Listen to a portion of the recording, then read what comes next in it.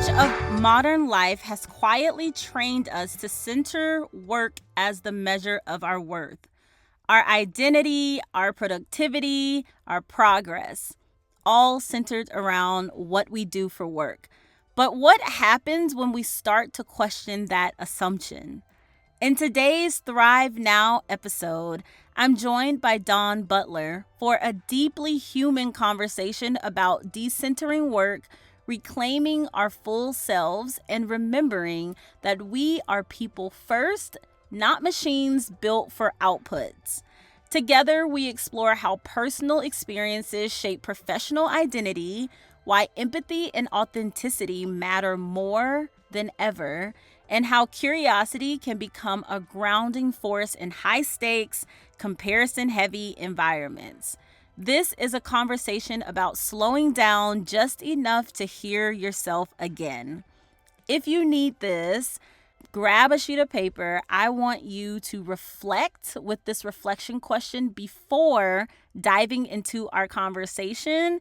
And then after the conversation, I want you to read your reflection back to see what resonates with you, how you might have grown just by listening to our conversation, and what you can do as you move forward to remember to center yourself. So here is the reflection question. Where in your life have you been measuring your worth by productivity instead of presence? And what would it look like to gently shift that balance? Remember, pause this episode, write down the answer to that question, and then hit play again as Dawn and I sit down and work through this reflection in real time. All right, dive in when ready. Thank you so much for talking with me.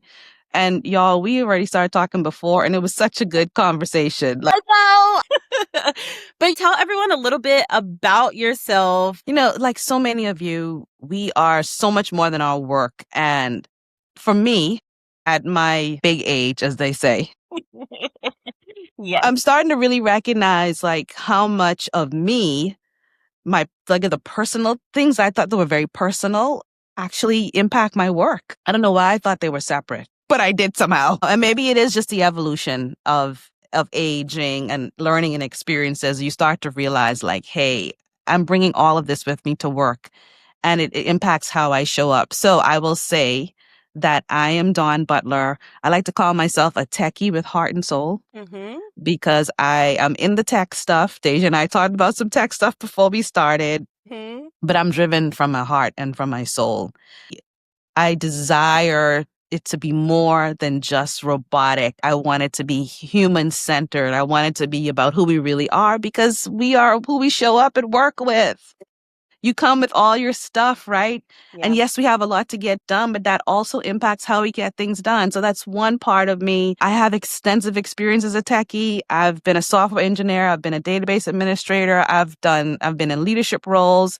Cybersecurity is my most recent thing, likely where I'll stay through all of my wandering around the field. But the one thing that's great about cyber is that it's massive, just like IT is, right? So there's always so much opportunity to grow and expand. And I'm about growth and expansion. I don't like being stagnant. But one thing that I'm recognizing is growth can mean so many things. Yeah. Not just promotion or how much money I make. Right? You can grow in so many ways, and not to limit myself to the promotion, the salary increase, and things like that. We can make impact whatever level we're in, right? And so that's the work side. From a personal aspect, I am a travel lover. I love to go new places, see new things. I do a lot of it by myself. So I have muscle around that, you could say, a courage muscle going on there. I love the arts, so classical music, piano, stage performances, things like that. I read a lot, and I like to read, not extensively, I like to read in diverse spaces. So that's always exciting. I guess it's my adventurer. Yeah. My adventure is there. And I love a good conversation. Yeah. Right? So let's get going, Deja. Same. I'm with you. I'm like, yeah, I love it. I love to talk. And it's okay. Hold on, Deja. I think we both had that same, remember the childhood superpower thing you shared about? Yes, We both had the chatty little girl. Yes, I You talk definitely too got in much. trouble for talking too much. But here we go. Now we get paid to talk and tell people what to do and and organize things. So love it. The Exactly. glossiness never leaves. Yep. But yes, okay. It's interesting that you mentioned you like to read and that you like the arts because one of the things when we were talking about having this conversation, you talked about was this poem. And I'd never read this poem. I've never heard of this poem. And then when I read it, it came out in like the 1920s. I was like, oh, Oh, it reads like it was written yesterday. So, can you tell everyone a little bit about this poem and how I guess it's been sort of like your North Star throughout your life? Because you said that you were introduced to this poem early on in your journey. yeah. So as a child and as a teenager and young adult, I sang in choirs a lot. Mm-hmm. And this is when I first got introduced to this poem, the Desiderata. Now, am I pronouncing it correctly? I can't tell you. I just know that at 13 years old, we sang pieces of the Desiderata for maybe a competition we were in or something, our choir. And so there are pieces that are always in my head because I learned to sing them. So you can imagine choir practice, you're singing it over and over again. It's in your head. And the interesting thing about the Desiderata and why I brought it up is because in the last year or so, in a lot of conversations I've been having with people, the poem would come to my mind. Interesting. Like something they would say, and I'm like, yeah. And the words would come to me. I also think in music. Yeah, that's So musical interesting. lyrics, yeah. A musical lyric will be triggered from something someone says. So it makes sense that this poem comes in because I think in musical lyrics. And so that's where the Desiderata entered my life. And once I realized it started coming back, right? I was like, this means something. Hmm. And I read it again. I was like, oh yeah, this is true, right? So What pieces that's pieces of the poem pop into your head frequently? one of the main verses is you're a child of the universe. That's the one okay, when I first read it, that whole line, I have a notepad in my in my phone, I'm like where I keep quotes, and I'm like, "Dang, I need this one. You deserve to be here," or something it says like, Yes, "You you yeah, are a you" child of the universe, Yeah. no less than the trees and the stars. You have a right to be Mhm. here. Mhm, mhm. And whether or not it is clear to you, no doubt the universe is unfolding as it should. Yeah, look, you got it from memory still. Yeah, because we sang it. Yes, I like And it's that giving me part. goosebumps as we talk because we're in such an uncertain times right now. Yeah, The job market, and for many of us, me included, that impacts so much of our lives, being unemployed. yeah. Right. So I'm unemployed right now, y'all. And that's why I think the poem came back. It's like, Mhm, you are a child of the universe. You belong here. Was feeling like I didn't belong. Even though I had all of this extensive experience in tech and cyber, I started to feel like I didn't belong. mhm. It's like, no, no, no, no. You have a right to be here. Yeah, And the universe is unfolding for you. yeah. Right. Now, for me, that's God. Whatever your superpower is in your life. But for me, that's God. Like that is unfolding for me. Even though I can't see it, that's unfolding for me. And then the other part that I think really speaks to like our careers is there's a part that says, speak your truth quietly and clearly and listen to others, even to the dull and the ignorant. They too have their story. Yeah. It speaks again to that belonging. All of us have our story. We bring that stuff to work with us, right? And that matters to me a lot because I try to live my life from a place of empathy and compassion. And that comes from my personal experiences, like personal hardships, right?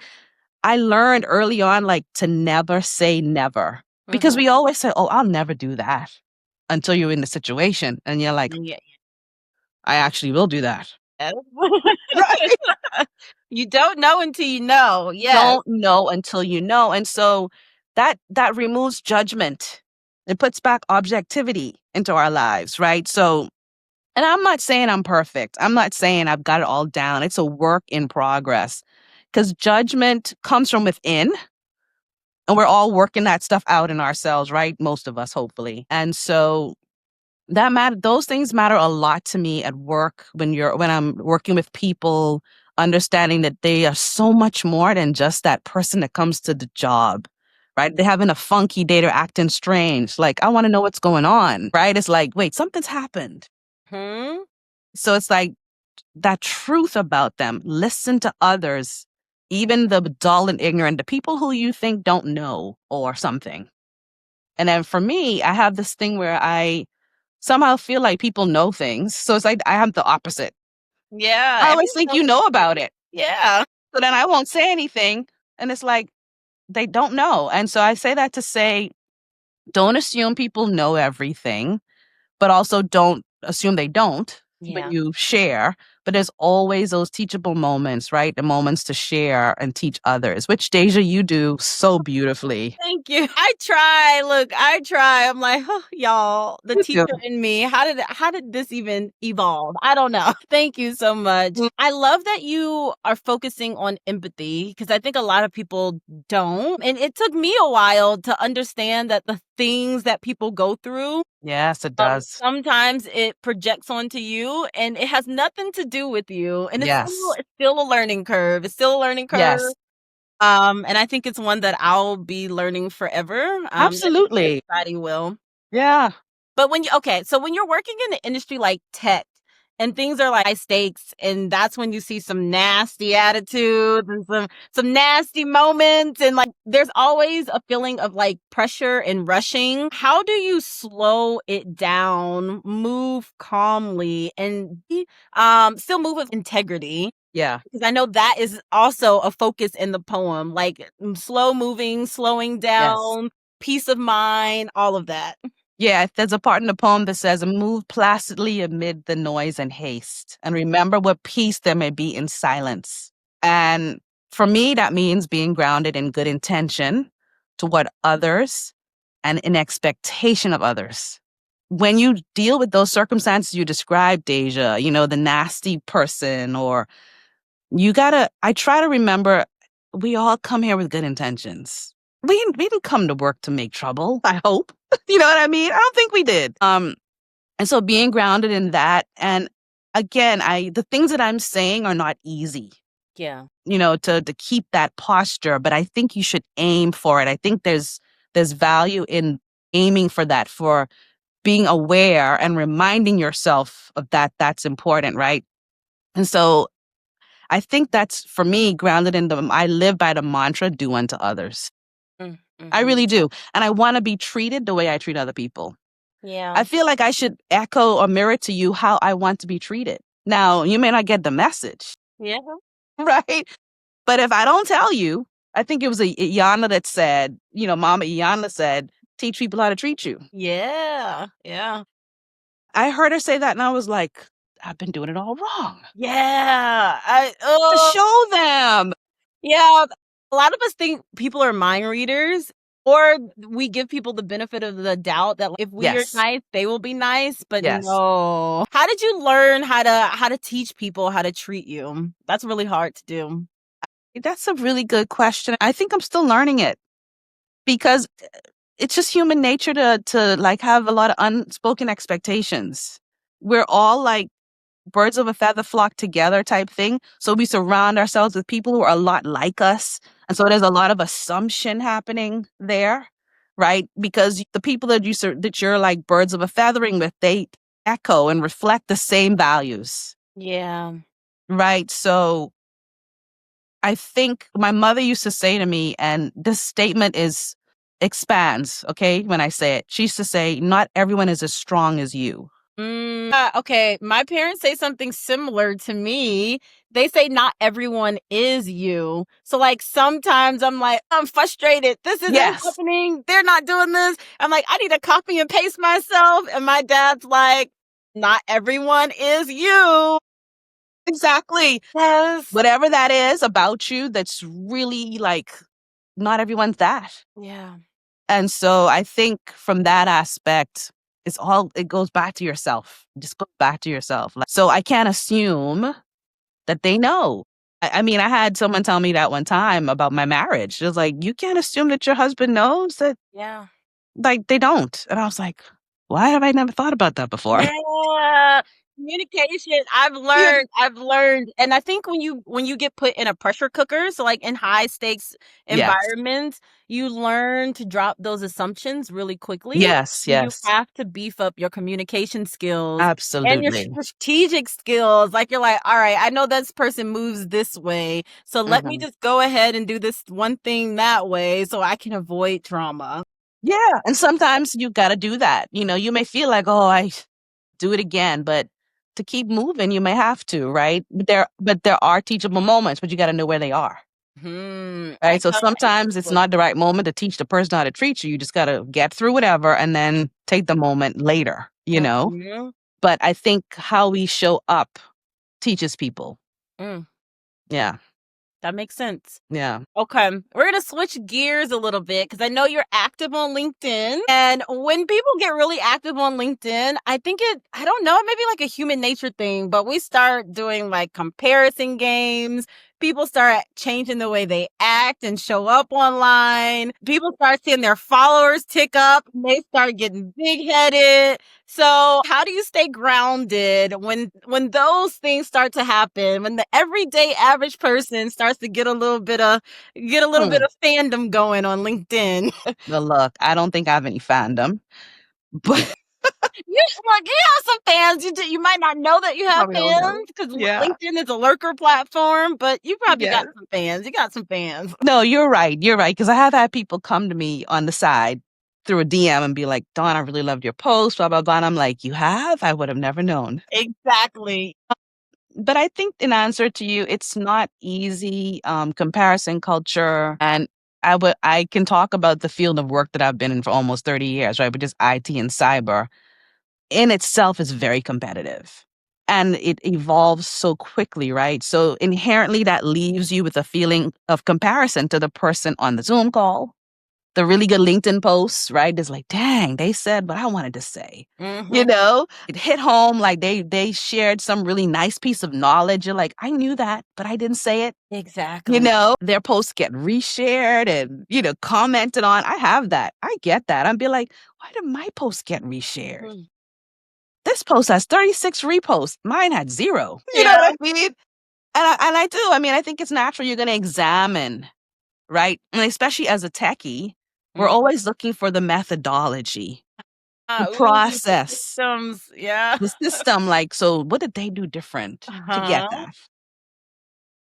But I think for me, because I'm old school in a way, I I have a challenge with the whole branding yourself on social media and Yes. putting it all out there. And so even though I might see, like, I saw someone, I've been seeing this recently, not someone, a few people I've seen, they post these really good posts. And I'm like, oh, that's really nice. And it'll say credit to whomever. They literally just copy and pasted someone else's. Now they credited them, Deja. So it's like a repost. Right? It's similar to a repost, but now it's, I guess, in the algorithm, it probably does come off as their own content, Yeah. I right? can't do that for myself. I can't do it. No one can do that. I must be old school too. I'm like, I'm well, just saying, I can take a snippet, but the whole thing, I no. just Never rather do it. repost you.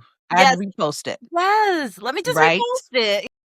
And so I was just like, I see what you're doing there. It's probably gonna help the algorithm in some way, maybe. I don't know for sure. I don't go deep into LinkedIn algorithm. Hmm. But for me, it's just been a challenge, like this build in public and learn in public stuff. Yeah. Do this when I was coming up.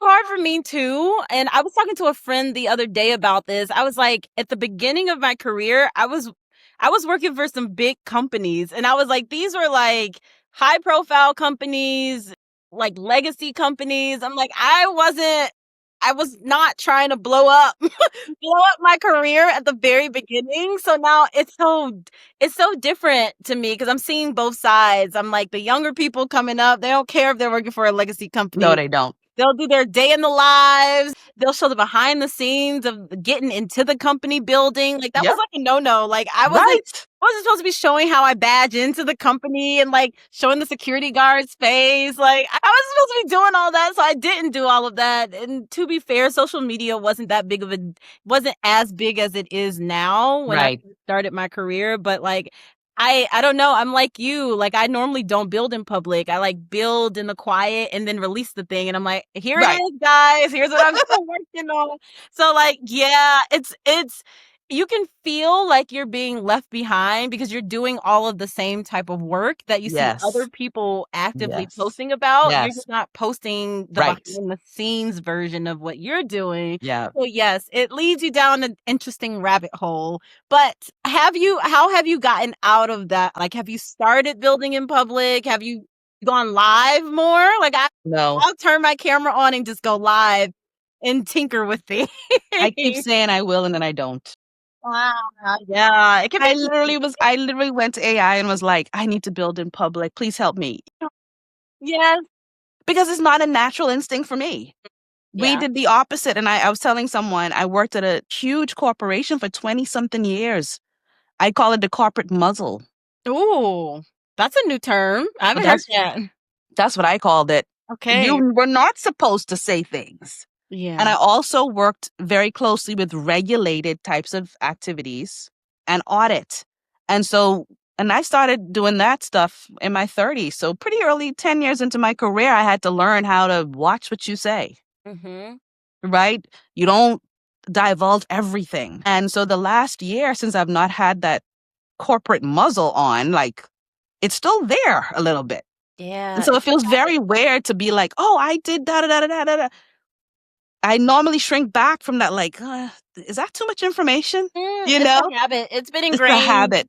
Yeah, it's been ingrained even throughout like depending on your background and like how your That too. grown up with your parents and they're like Absolutely. stays in this house like Exactly. That's that. true. Like yeah, Nope. it's deeply ingrained in us to behave. That's what I'll say. That's how it Yeah. is. Yeah, but to answer your question, for me, I when I want to do it, I try to keep my authenticity. And I'm only going to do things that feel good for me. Yeah. Because if it doesn't feel good, honestly, Deja, I don't keep doing it. Like I Yeah. naturally will not gravitate toward doing it. It'll be the thing that goes to the bottom of the list. Right? The same way. If it's not fun, I'm not doing it. Yeah, yeah. And so I remind myself that even though I seems like I might be behind or whatever, it's the what do they call that? It's the real. The real of their life is all the good stuff. There's more to life than that. Yeah. And then what's for me is for me, right? My time will come. I'm gonna put out there the things that I feel that are authentic to me and that I can back up. That's I like also very important to me. I'm not saying something that ain't true. yeah, that's that integrity piece again. It follows you everywhere. Yes, Value. One of exactly. your values. I this leads me to my next question. So there's a debate around imposter syndrome. I've heard what's the founder of Uncle Nearest? I can't think of her name right now. Yeah, but I know who you Yeah. mean. Yeah. She said that imposter syndrome doesn't exist for certain groups, especially like people who are black. She's like, imposter syndrome is not a thing. It's made up. It's made up. Okay. So that's a hot take. Yeah. But what's your take on imposter syndrome versus integrity of effort? How do we know when we're being humble versus shrinking? So that plays a little bit on the conversation that we were just having about the Yeah. muzzle and staying in place and keeping quiet. So much that's at play, right?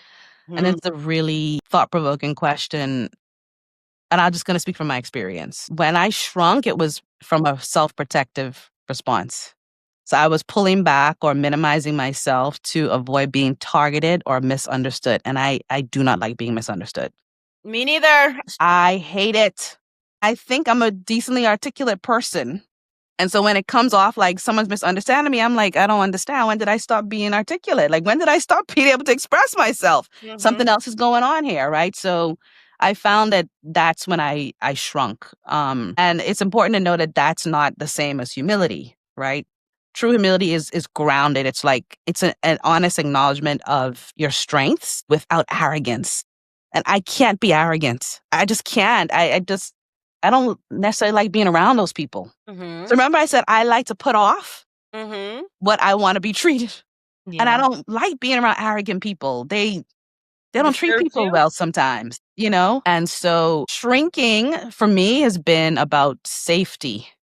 Okay. when I look back. I haven't shrunk many times in my life, but when I examined your question, I realized that I did it to protect myself. Now, as for imposter syndrome, for me, it was triggered by the environments I was in, Okay. not my lack of confidence or ability, even though those environments wanted me to think I didn't have ability. And it worked for a little while, tiny little while, but I had to pause and be like, wait a minute, girl. Check yourself. I had to list my own credentials.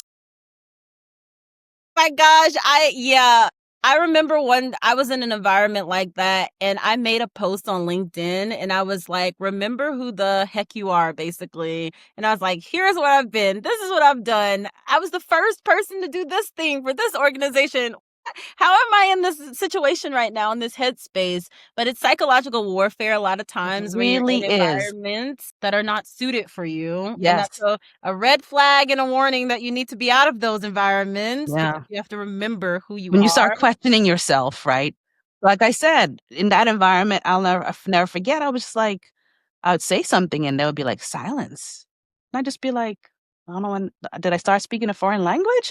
I really started questioning, was I articulate? Like, did I lose my ability to articulate? And I'm thinking, not at almost 50 years old. Absolutely not. Yeah. Like, I've been speaking in front of people. I've been in leadership positions, not at work, outside of work. I'm like, I have not lost my ability to communicate. There's this environment is trying to make me feel like an imposter.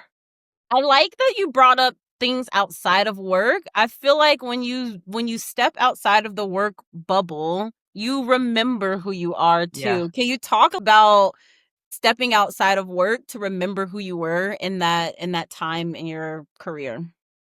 Someone asked me a question once, like, why did you do that? That like the separation thing? Because I realized that I was living a sort of fractured life.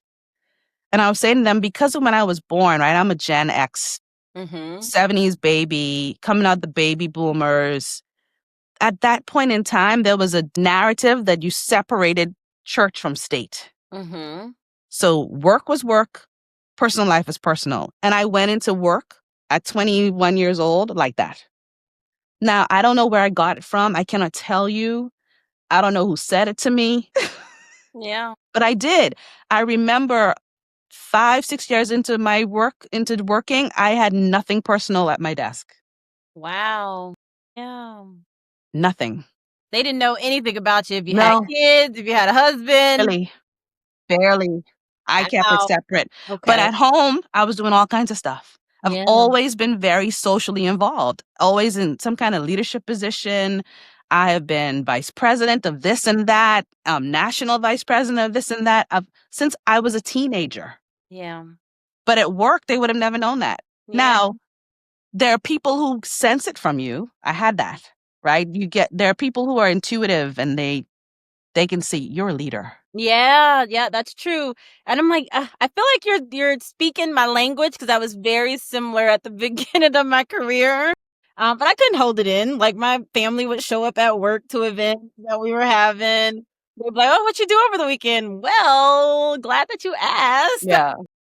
So yes, I get the separation, but I also get breaking that mold a little bit. Absolutely. And it took me a long time to break it, and it took time too. So, like, maybe 10 years into my career, I started to be a little more open to making friends at work. Mhm. Because I guess I started to realize I'm spending so much time here. Yeah, you do. You spend a Right. lot of your time at work. Yeah. Yeah. And then as my career progressed and grew, I got promoted, I spent even more time at work. Yeah. So you get allies that way too when you start to open up Yeah. a little bit. It's a human Yeah. experience. Yes. Yes. Yeah. So I'm a late bloomer in terms of a lot of that. And it's why I do like my podcast and mentor, because I'm like, I wish someone had told me then that some of these things that I thought were good, I think they were a little bit of protection for myself in a way for some reason. We're also closing off certain types of connection that would, transform my career. And so that's why I'm so very open about those things now.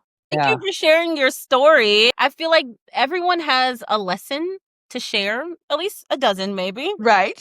the more that people share, you never know whose like feet it'll cross. Yeah, And how it could like reshape and change their current absolutely. situation. So Yeah. I love that.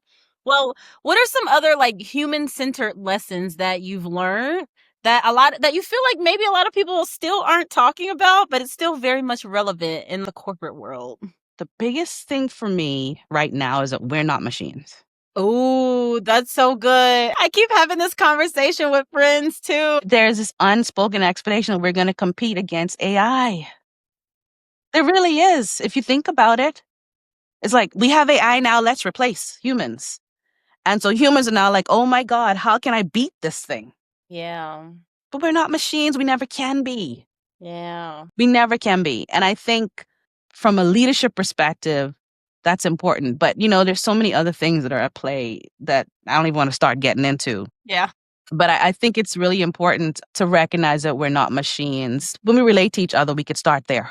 Yeah. Right? Each of us is human in a different place of learning in our journey. Before we recorded, we were talking about Copilot and learning this and learning that. Yeah. And, oh, I didn't know that. Yes, you knew that. Like, we're all at different phases. And if I had looked at Deja from a LinkedIn perspective, I'd think, oh, Deja knows all of that stuff. You know what I mean? No, But we're ma'am. all at different phases. So I think also there's this unspoken expectation for perfection, especially in the cyber and tech field, which it's rightfully so, right? Because there's so much at stake Hmm. and at risk for us, but we're human. Yeah. So mistakes are still possible. Absolutely. In fact, I heard something today that was like, yep, that person made that mistake. AI could have done that too, honestly. In fact, I was working with AI on something this week, and when I checked some of the stuff it gave me, it didn't exist. I was like, Yeah. this thing is hallucinating on me. I'm so happy I checked this. Listen, that is like that journalist who created like the summer reading list and they used AI to do it and none of the books existed. It was like all fake. So I'm like, yeah, AI That's hallucinate. what it did. It created books Yeah. and the author's name, and I Googled it and it didn't exist. Could Yeah. not be found. I was just like, what? Yeah. So this is the trick. This is a quick hack. If you're Mhm. using ChatGPT, turn on the search feature because it will search the web. So it helps you overcome Mm. a little bit of that hallucination so that Yeah. it's real information. Well, I use Perplexity a lot, and I like it because it does normally search the web, but every once in a while it would do Gonna that hallucinate. craziness. I was just like, oh, I'm so happy I checked this because I wasn't going to it first. And I'm like, let me see if this book exists. Or I want to make sure I at least knew what it was about. So, anyways, from the aspect of, not being machines, I found out about this concept, the beginner's mind, or Ooh, shoshin in Japanese. okay. Tell us about it. And it's the idea that, we learn from curiosity. So don't think you know everything. And in our field, because of that perfection expectation, because of the subject matter expert expectation, you want to come across as an expert. Yeah. And that creates that competition again and that always thriving. We need to embrace this beginner's mind. It's curiosity. Yeah. It's like if I take a step back and act like I know nothing, what could I learn? Ooh, I love that. Yeah. It removes like biased knowledge too, right? And I'm one of those people who I usually make conclusions off of a lot of observation, Mm-hmm. right? So I do like knowledge. I like to read a lot. And when I come to my conclusion, it's typically based on a lot of information. But that A doesn't data mean it's point. always right or it Yeah. can be changed. You know what I mean? So the beginner's mind thing for me was like, whoa. For the person that loves to learn in me, I thought that was great because it's like, hey, step back. Hmm. What else can you learn? Right. So I think it's really important for us to balance that curiosity that leads to innovation with being grounded. Yeah. And we need to make room for that. I think the human side, it's just so important right now. It is. And how do you beef up that human side? I feel like a lot of people are struggling. They're struggling in the workplace, out of the workplace. Everyone's always online. Like, how do we beef Yeah. up that human side? I think it is hard because you mentioned earlier about the LinkedIn algorithm and the competition and the blah, blah, blah. We want to be first. We want to be Mhm. best, right? And now we have the technology to help us do it. Why would you not? I thought about like I was doing a presentation and I was like, a year ago, Or 2 years ago, before I was doing AI, using AI to help me, I had to do these presentations by myself. Yeah, now you need help. I outlined it myself. I went to the Google and I did all the research. It took me a longer time, but now I'm like, why should I do all that when I can literally just tell this thing, here's my ideas, here's my basic outline. You just go to the internet and pull all the stuff for me. Ooh, do you think AI is making us lazy then? No, not me. Okay. No, not you. Okay. No, Not not me. you. I don't depend on it to give me thoughts and ideas. Always tell it my thoughts, unless I need it to help me brainstorm. So, like, if I'm stuck, I'm like, help me think of something different. So I'll ask it to prompt me actually to Okay. think. Because sometimes you just got too much going on. You need just a moment to just really think, and you need the good question to Yeah, trigger the brain, right? And so I'll do that. It's like, I want to do this thing, but I don't know where to start. And so I'll ask it to prompt me with questions. I like that. Yeah. I've seen someone else post that on LinkedIn about asking AI to prompt you instead of you prompting it with questions. So that's a really good hack for people who feel like they're becoming a little too dependent on AI tools. I like. Yeah, yeah. I think it's good to have the combination going, right? Like sometimes, I mean, most of the time I really know what I want and I just tell it, here's what I want. But I think for me, that's grounded in the fact that I started out my career as a software engineer. Yeah. You're a systems person, a process person, organization, Yes. like all of it. Yeah. Do you feel like that's where your strengths lie? Yeah, I know. Interesting. Okay. Why yes, why no? Yeah, it's a strength, but it's also a weakness because when you're that detail oriented, you're that much systems thinking, some things don't need that. Some things need to be like you said, we talked about, I don't know if it was on before the call or in this, we Yeah. just put it out there. It don't have to be all in place, you Yeah. know? Just release. And so, if I'm honest, that's a huge challenge for me, and I try to remind myself it's not about perfection. Yeah. That's a going theme. It's not about It's perfection. progress. It's Yeah. okay if it's not everything you wanted it to be. It's good. Yeah. Just keep making progress, right? So, I try to approach a lot like that now. I'm not saying I do it all the time. Old habits die hard.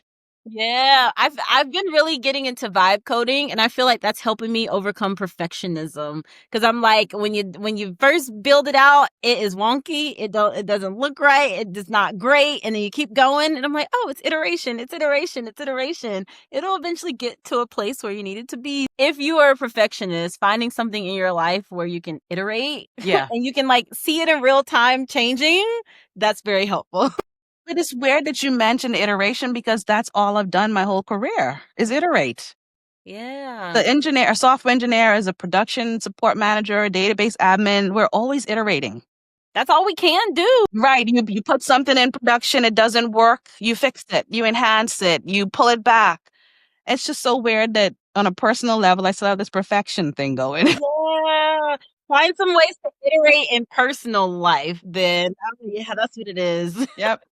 So I know you talk about resetting in your personal life and in your professional life. What does that look like for folks who might be in a space where they need to reset professionally or personally? Yeah. So for me, a reset is like a mindset shift. It was hard to put this in words because I think it encompasses a lot of things. I should say not in words, but in one phrase or one Yeah. sentence. It's a way of coming unstuck. Mm-hmm. It's pivoting and changing. So, with that in mind, resets can be small and big. And I think for a lot of us, we want the big stuff. Yeah.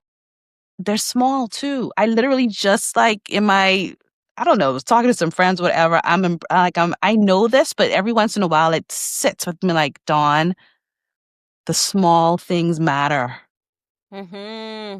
right? So, the key for me is that these resets come from action.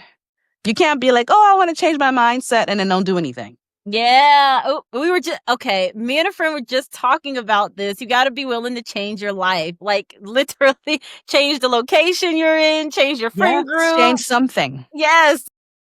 So when I'm stuck, and I feel a little stuck right now on something, I know that I have to change, I have to do something. I'm gonna stay stuck if I don't do something, right? So the actions you took got you here. You gotta take action to change that. The action is what makes the reset happen, and I think your other question was how often Do I do that? I do it as often as I need, Yeah. right? Ew. When I recognize that something's off or like I feel stuck. But I want to say, like, notice the language I use. I recognize. So it starts with really paying attention to yourself.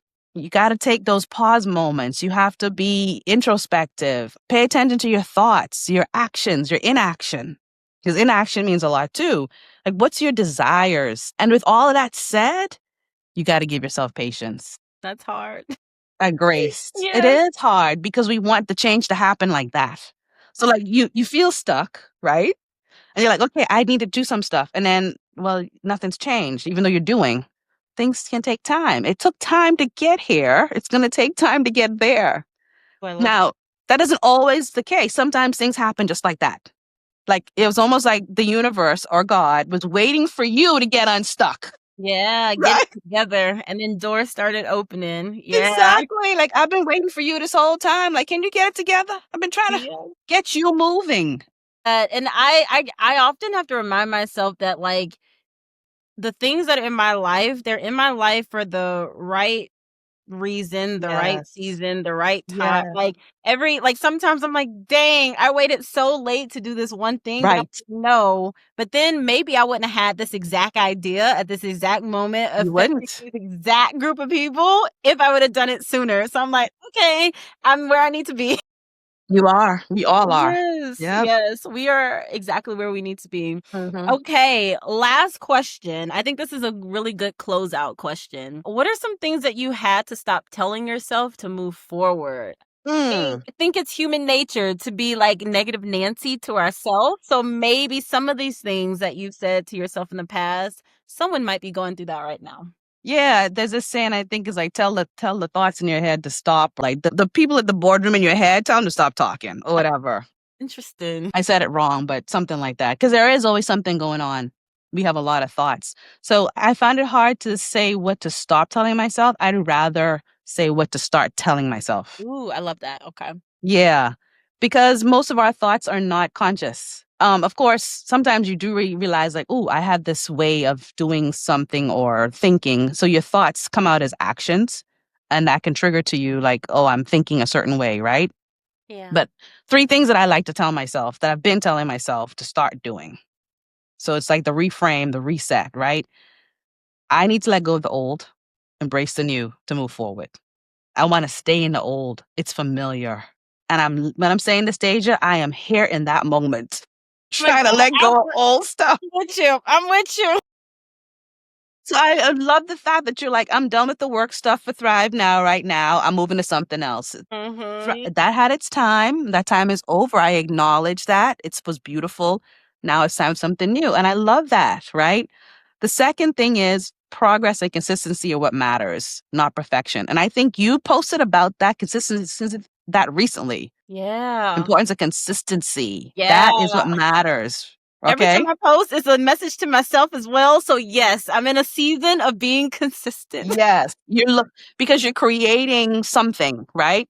So the third thing I'd say is for me right now, my actions count. They accumulate and they build, right? So I got to stop spazzing out about whether they succeed or fail. Yeah, I like Because when I spaz out, then I don't do it. I'm so concerned about, oh, will it give me a result that I want? Or then I don't take the action. But the action is what matters. yeah, you can't get stuck on the thought or the You idea. Yeah. literally cannot do anything in our life without action. Like you say, oh, I want to pivot into something. Well, what you gonna do about it? I mean, Exactly. it's not gonna happen just like that. I mean, some things do happen like that, but if you really examine your life, there are things that you've done to move you toward those directions, decisions you made or didn't make, Yeah. right? So those are my three to tell myself. So I was talking to a friend the other day about the butterfly effect trend on the internet. Like everyone's like, if this one thing didn't happen, this other thing wouldn't happen. So I'm like, I feel like that beautifully sums up our whole conversation and the three gems that you just dropped. Like, just think of the butterfly effect. What little small little actions, like imagine a little butterfly flapping their wings, what little small little actions can Yes. you take right now, like that will help you shift your life in a more positive direction, especially if it means resetting or being peaceful in your life. And showing up, like you mentioned, in your integrity, Yes, yes, in your yes. authenticity. Because when the results come, don't you want them to be like stuff you could sit with and live with? Exactly. Genuine. You don't want to be burnt out. You have to do the work to get the thing that you want, and you don't want to be burnt out getting there and then burnt out being there because you're not living your truth. So yes, Yes, it's very exactly. important. Yes. Okay. Well, that is all. Do you Yeah. want to leave the people with something else? Feel free. Like, where can they find you? Any last Wow. minute Yes. gems? Anything? So I'm on LinkedIn. I'm Dawn Butler. I'm not like, I don't have a fake disguise or a different name. I'm me. Just add the MBA CISSP to that, some credentials there. I have a podcast. It's called Bites, Bits, and Brilliance. I bring mentorship directly to my audience because I think mentorship is so important, and a lot of us don't have mentors. Yeah. And so I bring that wisdom from people's learned experiences into the podcast for the audience to hear. The last thing I want to say, Deja, one of the things we didn't cover was why you and I have connected. Yes. Okay. Yes. Let's do it real quick. So what I think, and if the audience hasn't heard it already, we share a lot of values. We do. Right. And so I've found that I have never met Deja in person, but Deja be in my business. Yes, and just from having this is our, like, first conversation. So Yeah. just from having this conversation, I'm like, "Oh my gosh, I see myself in you so much." Like, the values, even the way you, like, moved at work, like, how you were describing, I'm like, "That was me too." No one taught me how to act that way. That was just, like, my values, I guess. So, Yeah. yes, likeness attracts likeness, Yes. even virtually, even if you're just writing out in text, if you never show up and have a actual conversation, your Absolutely. people always find you. So yeah, we Yes. found each other. And that's important, right? So when I navigate LinkedIn and all these spaces, intuitively, I'm looking for that attraction, Yeah. that chemistry, right? So I don't remember how I came across you, but I was like, oh, I like her posts, right? And connected. And it's like, and ever since then, I'm happy. Like, I don't need to block you. You know what I mean? I curate my LinkedIn experience and my social media experience with people that not only reflect those values, but also make me think differently about some things, right? And stuff like that. But they do share some of those human centered values, right? Being kind in the earth and giving back and stuff like that. Like that's their core, their foundation. Yeah. So that matters a lot. So it's been lovely, Deja, talking Yes. to you. Oh, it has. And I will be on your show soon. Yes, Yes. absolutely. So I don't so Just yeah, be if you patient with me. No, I yeah, sent you an email. You got an you email. did, you did, Okay. you did. I'm just behind That's on that's things. fine. I get it. Yes. But yes, if you enjoyed our conversation here, then yes, you can find me on Dawn's podcast, and I'll be sure to share it with everyone, so that y'all can listen to us talk again. I know we're gonna have so much fun. Yes, it will be. Look, I like to talk, so yes, we're gonna have fun. Yes.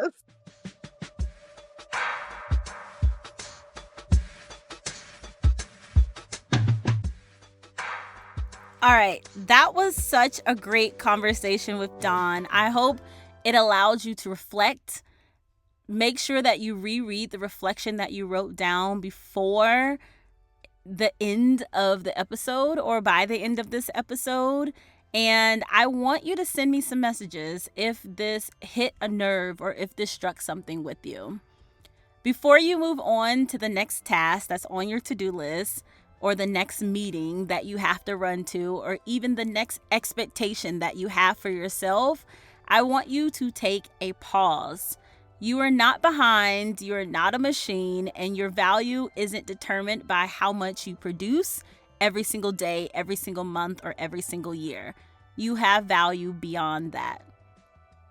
If something from this conversation resonated with you, please leave a comment. Both Dawn and I would love to read it and see it and shower you with support. Rate this episode and share it with someone else who needs to hear these words, who might need a reminder that they're human first, they're not a machine, and they're not just a human that's meant to produce, right? And if you're imagining a healthier, more grounded way of working or living, I want you to drop that vision into my dream database. I would love to read it. I would love to share it so that everyone else can shower you with support as well. And hype you up or also get ideas for how they want to live and lead as well. Even if that idea is still taking shape, please share it with me in my dream database. That's what it's for. It's meant for dreaming. Remember this last tidbit before I end this episode. Progress doesn't have to be loud to be real, and you're allowed to grow at a human pace. Remember, you are not a machine. I am not a machine. Dawn is not a machine. None of us are machines. We got this.